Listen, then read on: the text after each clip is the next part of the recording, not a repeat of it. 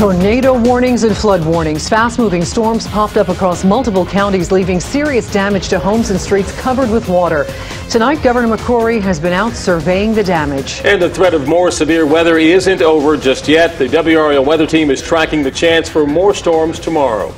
Hello and thank you for joining us. I'm Gerald Owens. And I'm Jackie Hyland. We are in the WRAL Weather Center where our meteorologists have been tracking one tornado warning after another today. And right now, a tornado watch for parts of the area remains in effect for the next hour. We've had crews out across the area surveying the damage, and we'll have live reports from them coming up. We're going to start though with Mike Mays in the Weather Center. Mike, what can you tell us about the power of these storms today and the damage they did? Well, they were powerful and they were confined to generally one area along and east of I-95. And yesterday we were talking about the potential for active weather. We certainly got it, but it was confined to one area, and with it being in one area, and we had showers and thunderstorms developing and move over in the same place, we saw numerous flood warnings. But these are the storm reports. There's our legend: tornado, hail, wind, and saw numerous reports of tornadoes touching down over Cumberland and Sampson counties. This one was 2 miles northeast of Stedman around 4 o'clock this afternoon. Then a new tornado warning prompted tornado touchdowns, I should say, over parts of northern Sampson County this evening around 8:04 near Salemburg. Had reports of some damage there. A couple of hog farms,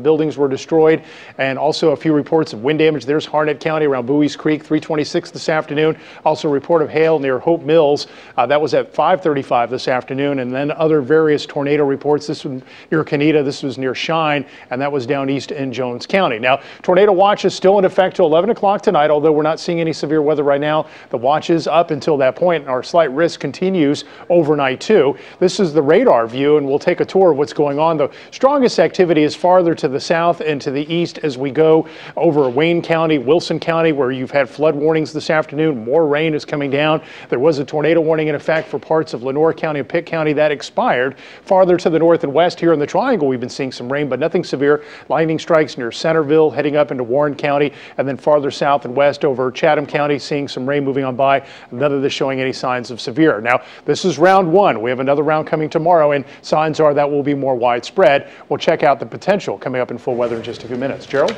All right, Mike, thank you. And as Mike just mentioned, we've had numerous reports of damage because of these storms. Tonight, Governor Pat McCrory traveled to Stedman in Cumberland County to see the damage for himself. WRAL's Gilbert Bays joins us live from Stedman, where he has been for most of the day. Gilbert?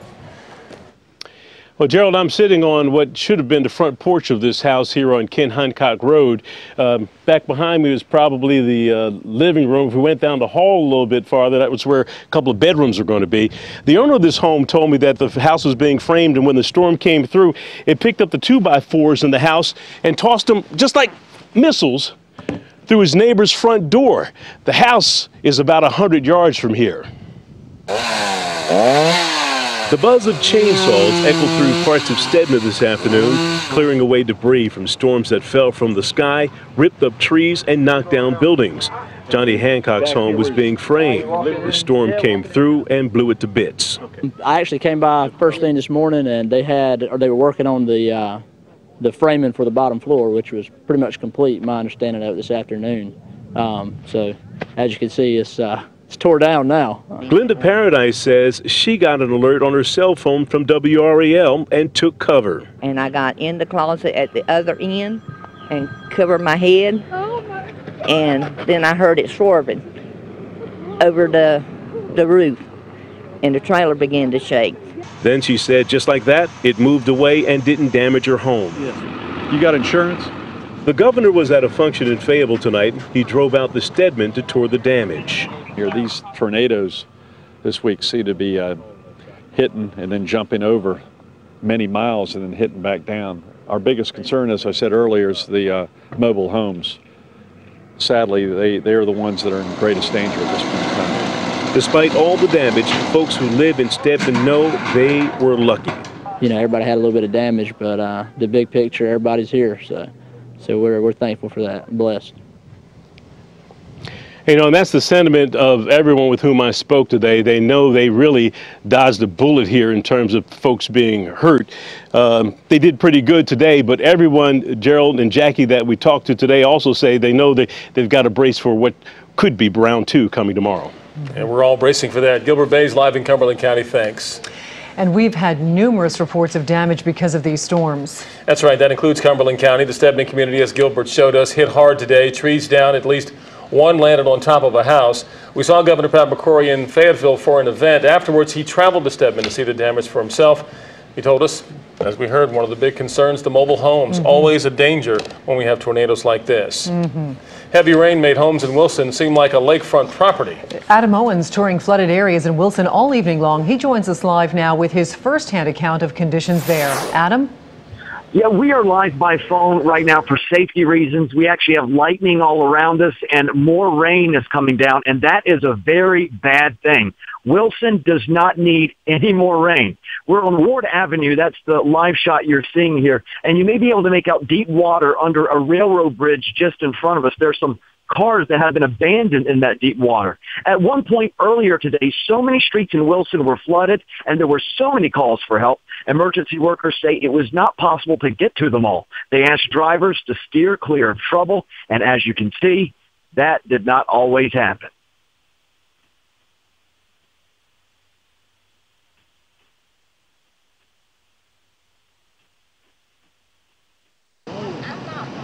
The rain came fast, too fast, and quickly there was too much. Low-lying areas started to fill up, like this spot along Ward Avenue. While some thought better of it, others tried their luck driving through it. Some didn't make it. This car had to get a push the rest of the way. I think it's dangerous because, something could happen. Somebody could get stuck. Cody Braswell works at a sandwich shop. The front door is just feet from where the wake washes up. You guys don't advertise waterfront dining, do you? No, sir. This day, they could have. From his window on the water, he saw many cars stall out and run off the road. It's not good. Once it started, it came very rapidly. This is not the home showing Llewellyn Jones was hoping for. There was a glass in this door, and it was totally blown out.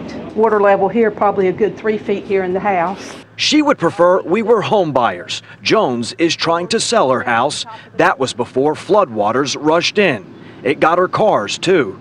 This is a picture she snapped. We can't sell the house unless it's to someone that wants an indoor pool.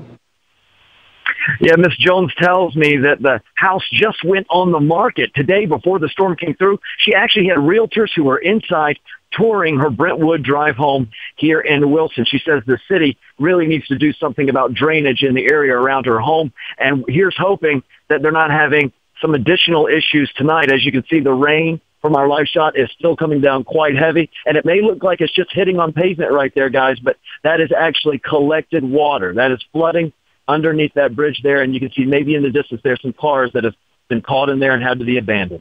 Yeah, rain still coming down hard tonight. Yeah. Adam Owens live in Wilson. That's amazing. Yeah, be careful out there, Adam.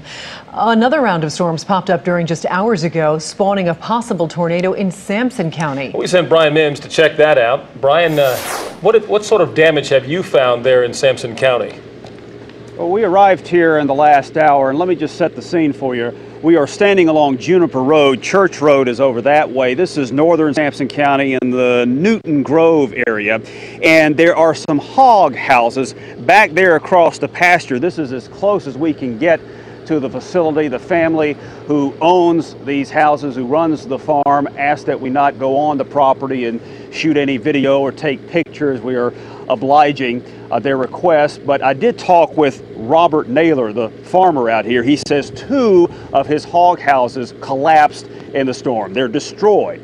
These hog houses contain about 1,100 pigs, and I'm told that all the hogs made it through mostly unscathed, that there was no loss of any livestock. That's incredible news, but the houses themselves are flattened. We walked over there and talked with a family earlier this evening and saw considerable damage to the houses, but the pigs, we're told, are in good shape. Now, it's unclear whether this was a tornado or strong straight line winds. We have driven along Juniper Road here and seen some trees down, branches and leaves across the pavement, but we haven't seen extensive damage in this area. Have not seen, coming down Church Road, haven't seen any damage to homes or trees or crops. But this family certainly is grateful to have saved their pigs, if not their 2 pig barns. Back to you. massive hog houses there, and amazingly, all those animals are okay. Yeah, hardy animals. All right, Brian Mims in Sampson County. Thank you, Brian. Today's storms made it hard on firefighters responding to a call at an abandoned hotel in Kenley. The storms were just rolling in as firefighters arrived, but a tornado warning in the area forced them to leave and take cover. Once the storm passed, they were able to return to the fire and put it out. There was extensive damage to the building. The hotel had been out of business for some time. Flooding was reported throughout Fayetteville this evening. These pictures came to us from Van Story Hills neighborhood. We're told many streets were impassable with water about a foot deep in some areas. A pizza delivery driver was stuck in the high water. Very dangerous. And the weather made a mess of the evening commute home for drivers in Fayetteville. I want you to take a look at this traffic camera showing what it was like as the storms rolled through. It was almost impossible for drivers to see on Rayford Road and the All-America Freeway. Well, now take a look at what a difference a few hours makes. This is a live look at Rayford Road, and you can see roads are still a little bit wet. Traffic is moving smoothly there, though, tonight. Our weather coverage continues throughout the hour. More pictures of today's storms, and Mike will tell us about another threat for severe weather tomorrow.